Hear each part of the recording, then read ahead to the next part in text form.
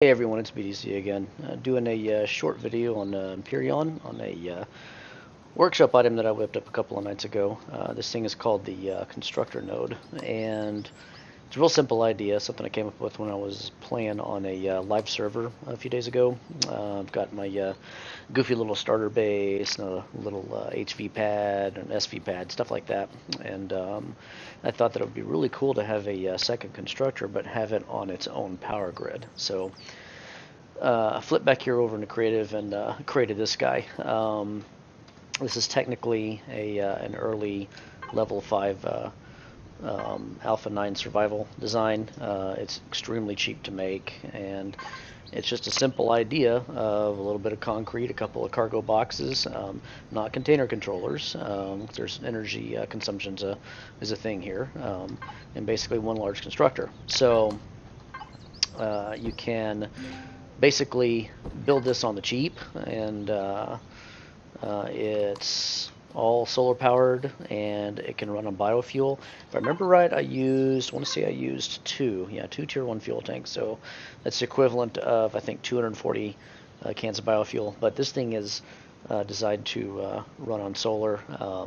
There's not enough solar in here, or there barely is, at least I think, to run it during the daytime, the constructor itself. But otherwise, what I did to compensate that was I used several solar capacitors, basically a bunch of battery power. So once this thing has had a lot of time to sit and soak up a lot of the solar and build up that battery, then you can use this constructor like crazy. I've got a couple of things in here. You got your little goofy lever switch to power the thing on and off. And I have a motion sensor set up over here to kick that light on, and so once you leave the area, the light shuts off and all that. But it's real simple. No O2 station, no medical, no oxygen tanks, nothing like that. It's literally just a core, couple of cargo boxes, a generator, some solar stuff, a couple of fuel tanks, and there's a wireless connection for Alpha 9.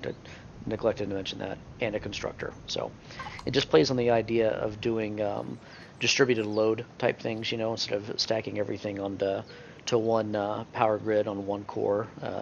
Basically, you can just do this on a separate one. So this would probably work really well at higher levels once you've got more resources and you upgrade this constructor to an advanced one.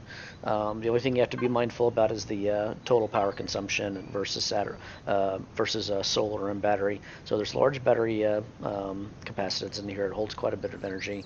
The current solar output, I think when I top this out, I'm able to get it to, I want to say 550, 600 kilowatts, something like that, depending upon where it's placed. So that's enough for the large constructor when it's running during the daytime. But at night you have to keep an eye on that. So anywho, pretty simple, not much to it. We'll go back into the build requirements here. 410 stone dust, 68 copper, 74 silicone, 30 iron, 17 carbon substrate. All of these can be had with the starting survival tool. You may have to crank out several big rocks to get the stone dust required, but piece of cake. Production time under 12 minutes, level 5, so it's technically early survival, although it may not immediately be needed. It may be something that you would do after the fact of having a dinky little starter base up or something like that. So real simple, not much to it.